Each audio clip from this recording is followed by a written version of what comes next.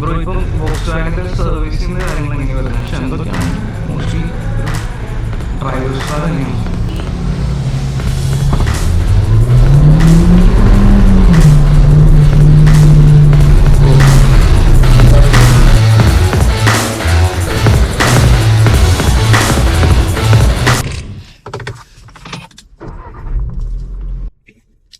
Bro ഈ particular വേരിയന്റിന്റെ, അതായത് ഇപ്പൊ നമ്മുടെ ഈ GT ലൈൻ വേരിയന്റിന്റെ സ്പെഷ്യൽ ആയിട്ടുള്ള ഫീച്ചേഴ്സും കാര്യങ്ങളും അതൊക്കെ എന്താ വരുന്നത്? ഇപ്പൊ നമുക്ക് 1.5 കുറിച്ച് പറയുകയാണെങ്കിൽ GT വേരിയന്റ് ആണ്. അതേപോലെ തന്നെ DSG ഗിയർ ബോക്സ് ആണ്. 1.5 ലിറ്റർ ആണ് എഞ്ചിൻ വരുന്നത്. ഓക്കെ. ഇതില് എടുത്ത് പറയുന്ന 150 PS പവർ ആണ് വരുന്നത്. അതേപോലെ 250 Nm ടോർക്ക് ആണ് ഈ 1.5 വരുന്നത്. ഓക്കെ. അപ്പൊ ഒരു 1 ലിറ്റർ എഞ്ചിനും കൂടെ ഇതിന് പ്രൊവൈഡ് ചെയ്യുന്നു. 1 ലിറ്റർ എഞ്ചിനും കൂടി ഉണ്ട്. 1 ലിറ്റർ എഞ്ചിനിലാകുമ്പോൾ നമുക്ക് 115 PS പവറും അതേപോലെ തന്നെ 178 Nm ടോർക്കാണ് നൽകുക. അതായത് അതർ ബ്രാൻഡ്സ് ആയിട്ട് കമ്പയർ ചെയ്യുമ്പോൾ നമുക്ക് അവരുടെ ഒരു 1.5 നൽകുന്ന പവറിനേക്കാളും ടോർക്കിനേക്കാളും കൂടുതൽ നമ്മൾ 1 ലിറ്ററിൽ നൽകുന്നുണ്ട്. പിന്നെ ഫീച്ചേഴ്സ് വൈസ് നോക്കുകയാണെങ്കിലും ഒരു വണ്ടിക്ക് ഇത്രയും അത്യാവശ്യമായ ഫീച്ചേഴ്സ് മാത്രമാണ് വോക്സ്വാഗനിൽ കൊടുത്തിട്ടുള്ളത്. ബാക്കി എല്ലാം ഒരു കോൺസെൻട്രേറ്റ് ചെയ്തിരിക്കുന്നത് സേഫ്റ്റിയിലാണ്. ഫീച്ചേഴ്സ് വൈസ് നോക്കുകയാണെന്ന് വെച്ച് കഴിഞ്ഞാൽ നമുക്ക് ഒരു പ്രൊജക്റ്റഡ് LED ഹെഡ് ലാംപ്സ്, അതേപോലെ അലോയ്സ് 17 ഇഞ്ച് അലോയ്സ് ആണ് കൊടുത്തിരിക്കുന്നത്. പിന്നെ അതേപോലെ sunroof, 6 air bags, ventilated seats, electrical seats, ഇത്രയും കാര്യങ്ങളാണ് മെയിൻ ആയിട്ട് ഇവർ പുഷ് ബട്ടൺ സ്റ്റാർട്ട്, ഇത്രയും കാര്യങ്ങളാണ് മെയിൻ ആയിട്ട് ഇവർ കൊടുത്തിരിക്കുന്നത്. കസ്റ്റമർ ഫീഡ്ബാക്സും കാര്യങ്ങളൊക്കെ എങ്ങനെയാ വരുന്നത്? വണ്ടി GT വേരിയന്റ് ഇപ്പൊ വേറെ കമ്പയർ ചെയ്ത് നോക്കുമ്പോൾ GT വേരിയന്റ് ആണ് ഏറ്റവും കൂടുതൽ പോകുന്നത്. GT ഫാൻസ് ഉണ്ട് കുറെ. ഓക്കെ. 1.5 ലിറ്ററിലെ DSG ഗിയർ ബോക്സ് ആയതുകൊണ്ട് തന്നെയാണ് ഒരു ഫാൻ ബേസ് ഉള്ളത്. ഓക്കെ. DSG പഴയ പോലെ തന്നെ ഇപ്പം നന്നായിട്ട് മെയിൻ്റെനൻസ് ഒക്കെ വരുന്ന ഒരു ഗിയർ ബോക്സ് എന്നല്ലേ പറയാറ്? ഇപ്പോ എങ്ങനെയാണ്? ആണല്ലേ, ബെറ്റർ ആണ്. എടുത്തിട്ടുള്ള കസ്റ്റമേഴ്സിന്റെ ഫീഡ്ബാക്ക് നോക്കി കഴിഞ്ഞാൽ തന്നെ കംപ്ലൈന്റ്സ് വളരെ കുറവാണ്. ഓക്കെ. അപ്പൊ നമുക്ക് പാഡൽസ് വൺ ടൈം യൂസ് ചെയ്ത മാനുവലിലോട്ടാവും? മാനുവലാണ്. ഓക്കെ. പിന്നെ നമ്മൾ യൂസ് ചെയ്തിരുന്ന ഓട്ടോമാറ്റിക് ഡ്രൈവിലോട്ട് പോകും? ഓട്ടോമാറ്റിക് ഡ്രൈവിലോട്ട്. അപ്പൊ ഇത് റൈറ്റ് സൈഡിലോട്ട് ഇപ്പം അത് നമുക്ക് മാനുവലി ഓവർടേക്ക് ചെയ്യണമെങ്കിലോ എന്തെങ്കിലും മാനുവലി ഓടിക്കുന്നുണ്ടെങ്കിൽ മാത്രം യൂസ് ചെയ്യാൻ. ഓക്കെ. പിന്നെ ചോദിക്കാനുള്ള ഒരു കാര്യം എന്ന് പറഞ്ഞു കഴിഞ്ഞാൽ നമ്മുടെ ഈ ഒരു പെർട്ടിക്കുലർ വേരിയന്റ് ഇതിനിപ്പോ ഓൺ റോഡ് പ്രൈസ് വരുന്നത് നമുക്ക് 24 ആണല്ലോ വരുന്നത്. 24.16 വരുന്നത്. ഈ 1.5 GT വരുന്നത്, GT പ്ലസിന് വരുന്നത് അല്ലേ? ഓക്കെ. അപ്പൊ 1 ലിറ്റർ ഒരു വേരിയന്റ് വരുന്നുണ്ട്. 1 ലിറ്റർ ഓട്ടോമാറ്റിക് ടോപ്പ് ലൈൻ എന്ന് പറഞ്ഞ മോഡലിന് വരുന്നത് നമുക്ക് 21.84 ആണ്. 21.84 അല്ലേ? അപ്പൊ ഈ വേരിയന്റ് ആ വേരിയന്റ് തമ്മിലുള്ള കമ്പാരിസൺ വരുമ്പോൾ ലൈക്ക് എന്താ ഡിഫറൻസ് വരുന്നത്? 1 ലിറ്റർ ഫുൾ ഓപ്ഷൻ അതായത് ടോപ്പ് ലൈനും 1.5 GT പ്ലസും തമ്മിൽ കമ്പയർ ചെയ്യുമ്പോൾ നമുക്ക് ഫീച്ചേഴ്സ് വൈസ് നോക്കുമ്പോൾ വ്യത്യാസങ്ങളില്ല. ഓക്കെ. ചെറിയ ബാഡ്ജിങ്ങിന്റെ വ്യത്യാസം, അതേപോലെ ക്ലസ്റ്ററിന്റെ കളറിന്റെ വ്യത്യാസം. ഓക്കെ. അപ്പൊ സെയിം ടച്ച് സ്ക്രീൻ കാര്യങ്ങളൊക്കെ തന്നെ കൊടുക്കുന്നത്. ഇത് എത്ര ഇഞ്ച് വരുന്നത്? 10.25 ഇഞ്ചാണ് വരുന്നത്. 10.25. Android auto, apple CarPlay. അത് വയർഡ് ആണോ വയർലെസ് ആണോ? വയർലെസ് ആണല്ലേ. പിന്നെ വയർലെസ് ചാർജർ, ഓട്ടോമാറ്റിക് ലാമ്പ്, എല്ലാം നോർമൽ ആയിട്ട് പാഡൽസ് കാര്യങ്ങളെല്ലാം വരുന്നുണ്ട്. ഇത് തമ്മിലുള്ള വ്യത്യാസം മെയിൻ ആയിട്ട് 1 ലിറ്റർ ഫുൾ ഓപ്ഷനും അതേപോലെ തന്നെ നമ്മുടെ GT പ്ലസും തമ്മിലുള്ള വ്യത്യാസം മെയിൻ ആയിട്ട് വരുന്നത് എഞ്ചിനിലും ഗിയർ ബോക്സിലാണ്. 1.5 ആകുമ്പോൾ DSG ഗിയർ ബോക്സ് ആയിരിക്കും, 1 ലിറ്ററിൽ ടോർക്ക് കൺവേർട്ടർ ആയിരിക്കും. ഇതാണ് ഏറ്റവും വലിയ ഡിഫറൻസ്. ഈ ഒരു ഡിഫറൻസിനാണ് ഈ ഒരു 3 lakhs വ്യത്യാസം വരുന്നത്. മനസ്സിലായോ? അലോയ്സിന്റെ സൈസും കാര്യങ്ങളൊക്കെ? അലോയ്സ് വരുന്നത് രണ്ടിലും 17 ഇഞ്ച് അലോയ്സ് തന്നെയാണ് വരുന്നത്. പക്ഷെ നമുക്ക് അതിന്റെ ഡിസൈനിലും കാര്യങ്ങളിലൊക്കെ കുറച്ച് വ്യത്യാസം വരുന്നുണ്ട്. ടോർക്ക് കൺവേർട്ടറും നല്ലൊരു ഗിയർ ബോക്സ് തന്നെയാണ്. ടോർക്ക് കൺവേർട്ടറും ബെറ്റർ ആണ്. നമുക്ക് ഫ്യൂവൽ എഫിഷ്യൻസിയുടെ കാര്യത്തിൽ രണ്ടും സെയിം ആണോ? രണ്ടും സെയിം ആണ്. കാരണം 1 ലിറ്ററിൽ 3 സിലിണ്ടർ ആണ് വരുന്നത്. സോ അതിന് അത്യാവശ്യം മൈലേജ് ഉള്ള ഒരു, അതിലും ഈ പറഞ്ഞൊരു ടെക്നോളജി ഇല്ല, പക്ഷെ നമുക്ക് മൈലേജ് അത്ര കിട്ടുന്നുണ്ട്. ഏകദേശം അത്ര. ആ 1 ലിറ്ററിന്റെ മൈലേജ് ആണ് ഈ 1.5 കിട്ടുന്നുണ്ട്. കസ്റ്റമേഴ്സ് എപ്പോഴും ചോദിക്കുന്ന ഒരു കാര്യം, 1 ലിറ്ററിൽ ഇത്ര മൈലേജ് കിട്ടുന്നത് ഓക്കെ, എങ്ങനെയാണ് 1.5 കിട്ടാന്നുള്ളതാണ്. അപ്പൊ 1.5 കിട്ടാനുള്ള ഏറ്റവും വലിയ കാരണമാണ് ഈ ICT ടെക്നോളജി. ബ്രോ മൈലേജ് ഫിഗേഴ്സും കാര്യങ്ങളൊക്കെ? മൈലേജ് വരുന്നത് നമുക്ക് സിറ്റി ഡ്രൈവ് ഒരു 14, 15, 16 ആവറേജ് ആണ്. ഹൈവേയിൽ നമുക്ക് 20+ ആണ്.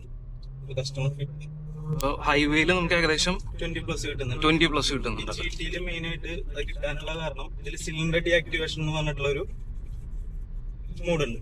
ഓക്കെ. അതായത് നമുക്കൊരു 80 കിലോമീറ്റർ സ്പീഡ് വരെ, അതേപോലെ തന്നെ ഈ സിറ്റിയിൽ ഒരു 15 ഒക്കെ കിട്ടാനുള്ള കാരണം ഈ സിലിണ്ടർ ഡീആക്ടിവേഷൻ മോഡാണ്. 80 കിലോമീറ്റർ സ്പീഡ് വരെയൊക്കെ നമുക്ക് എന്ന് വെച്ചാൽ എന്താണ് സംഭവം?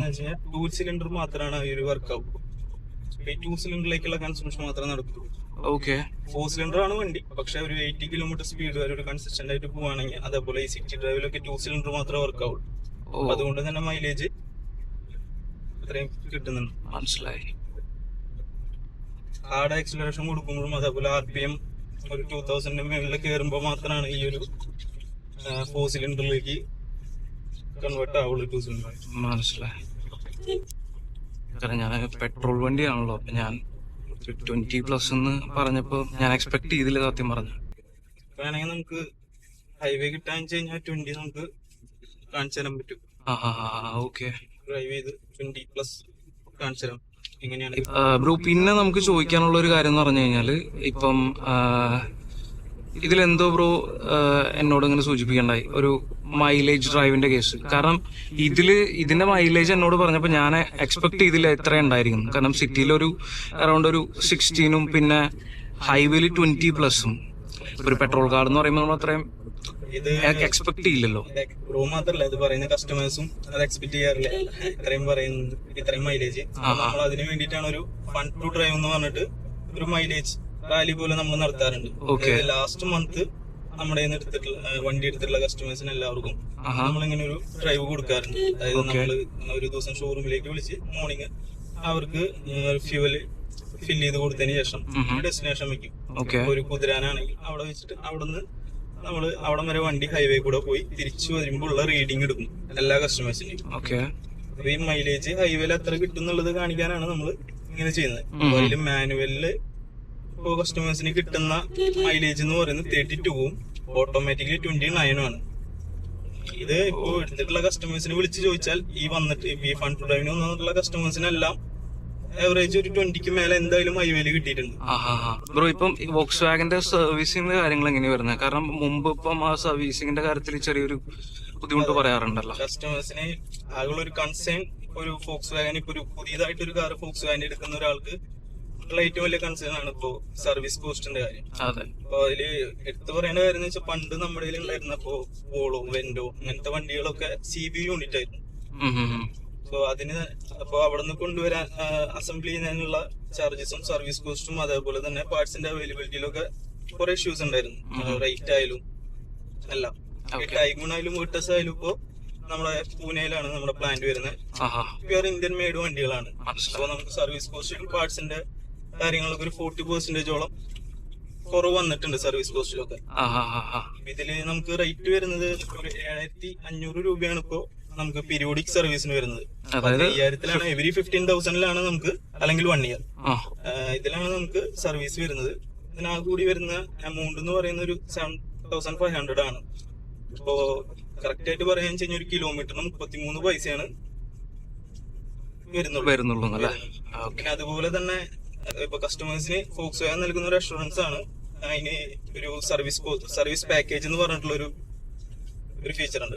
എന്താ സംഭവം എന്ന് വെച്ചാൽ, 4 വർഷത്തേക്ക് നമ്മൾ ഒരു സർവീസ് പാക്കേജ് എടുക്കുകയാണെങ്കിൽ അതിന് ആ കൂടി കോസ്റ്റ് വരുന്നത് 28 അല്ലെങ്കിൽ 30,000 ഇത്രേ വരുന്നുള്ളൂ. അപ്പൊ 4 വർഷത്തിന്റെ ഈ പാക്കേജ് എടുക്കുകയാണെങ്കിൽ ഈ പീരിയോഡിക് സർവീസും അതേപോലെ ലേബറും കാര്യങ്ങളൊക്കെ ഇതിൽ ഇൻക്ലൂഡഡ് ആവും. ഈ 20, പക്ഷെ ആ ഒരു റേറ്റിനേക്കാളും ഈ 28-30 ഈ ഒരു റേറ്റിനേക്കാളും കൂടുതൽ ഒരിക്കലും നമുക്ക് വാങ്ങാനായിട്ട് പറ്റില്ല. മനസ്സിലായി. അപ്പൊ അത് തന്നെയാണ് ഏറ്റവും വലിയ ഒരു അഷുറൻസ് സർവീസിന്റെ കാര്യത്തിൽ. ബ്രോ, നമ്മുടെ ഷോറൂമിന്റെ ലൊക്കേഷനും കാര്യങ്ങളൊക്കെ വരുന്നത് എവിടെയാ? ഷോറൂം വരുന്നത് നമുക്ക് മണ്ണുത്തി നടത്തറ ബൈപ്പാസ് അല്ലേ, അവിടെയാണ് വരുന്നത്. നമുക്ക് എല്ലാ വേരിയന്റും ബ്ലാക്ക് കളർ കൊടുക്കുന്നുണ്ടോ? ഇല്ല ബ്രോ, അപ്പൊ നമുക്കൊരു 1 ലിറ്റർ നോക്കാൻ ഫുൾ ഓപ്ഷനിൽ മാത്രമാണ് നമുക്ക് ബ്ലാക്ക് കളർ. അതുപോലെ GT ലൈനിലാണ് നമുക്ക് ബ്ലാക്ക് വരുന്നത്.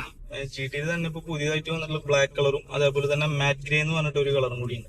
രണ്ടും മെയിൻ ആയിട്ട് കളർ. പിന്നെ ഒരു കാര്യം പറയാനുള്ളത്, ഇപ്പൊ 24 ആയപ്പോൾ കുറച്ച് ഫീച്ചർ അപ്ഡേഷൻസ് വന്നിട്ടുണ്ട്. മെയിൻ ആയിട്ട് പറയുന്നത് ഇലക്ട്രിക് സീറ്റ് ആണ്. 6 വേ അഡ്ജസ്റ്റബിൾ ആയിട്ടുള്ള ഇലക്ട്രിക് സീറ്റ്, അതേപോലെ തന്നെ സബ് വൂഫർ വിത്ത് ആംപ്ലിഫയർ, ഇതെല്ലാം പുതിയതായിട്ട് വന്നിട്ടുള്ള ഫീച്ചേഴ്സ് ആണല്ലേ. പക്ഷെ എന്തൊക്കെയാണെങ്കിലും മോസ്റ്റ്ലി ഒരു ഡ്രൈവേഴ്സ് കാർ തന്നെയാണ്. അതൊന്നും ഓടിക്കുമ്പോൾ തന്നെ അറിയാം. ഭയങ്കര ഹൈ ആയിരിക്കും വണ്ടി. പിന്നെ ഭയങ്കര ഇപ്പൊ ഒരു SUV ആണെന്ന് കൂടെയും എനിക്ക് ഭയങ്കര പ്ലാന്റഡ് ആയിട്ടാണ് തോന്നുന്നത്. അപ്പോ ഇതൊരു കോമ്പാക്ട് SUV ആണ്. കസ്റ്റമേഴ്സിന് കാണുമ്പോൾ ഒരു ചെറിയ വണ്ടിയായിട്ട് തോന്നുമെങ്കിലും ഉള്ളില് ഇപ്പൊ ബ്രോ തന്നെ ഇരുന്നപ്പോ അതെ, അത്യാവശ്യം നല്ല സ്പേസും കാര്യങ്ങളൊക്കെ ഉണ്ടായിരുന്നു. ലെഗ് സ്പേസ് ആയാലും ഹെഡ് റൂം ആയാലും കമ്പയർ ചെയ്യുമ്പോൾ ഏറ്റവും ബെറ്റർ ആണ്. വോക്സ്വാഗൻ പോളോ തിരിച്ചു വരാനുള്ള ചാൻസസ് ഉണ്ടോ? ചാൻസ് ഇല്ല. ഓക്കെ. T-Roc എന്ന് പറഞ്ഞിട്ടൊരു വണ്ടിയുണ്ട്. ഇടയിലുണ്ടായിരുന്ന ഒരു മോഡലാണ്. അതിപ്പോ വരുന്നുണ്ടോ? ഇല്ല, അത് സ്റ്റോപ്പ് ചെയ്തു. വളരെ ലിമിറ്റഡ് ആയിട്ടുള്ള വണ്ടികൾ മാത്രമേ ഇറക്കിയിട്ടുണ്ടായിരുന്നുള്ളൂ. കുറച്ച് നമ്പേഴ്സ് ഇറക്കിയിട്ടുണ്ടായിരുന്നു. ഓക്കെ. അത് ഡിസ്കണ്ടിന്യൂ ചെയ്തു. ബ്രോ പിന്നെ ഫീച്ചേഴ്സിൽ ഇനി ബാക്കി ഇനി എന്തെങ്കിലും പറയാൻ വിട്ടുപോയിട്ടുണ്ടോ? ഇപ്പൊ പറയാനായിട്ട് ഇപ്പൊ മെയിൻ ആയിട്ടുള്ളത് ഒരു കാര്യം വിട്ടുപോയെന്ന് തോന്നിയിട്ടുള്ളത് നമ്മുടെ ഇൻഫിനിറ്റി ടൈലാംസ് ആണ്. അതിപ്പോ ഓൾമോസ്റ്റ് എല്ലാ വണ്ടികൾക്കും അങ്ങനെ തന്നെ വരുന്നുണ്ടല്ലേ, ഒരു കണക്റ്റിംഗ്. എല്ലാത്തിലും വരുന്നത്. ഓക്കെ ബ്രോ, നമ്മുടെ ഷോറൂമിന്റെ ലൊക്കേഷനും കാര്യങ്ങളൊക്കെ വരുന്നത് എവിടെയാ? ഷോറൂം വരുന്നത് നമുക്ക് മണ്ണുത്തി നടത്തറ ബൈപ്പാസ് അല്ലേ, ആഹാ, അവിടെയാണ് വരുന്നത്.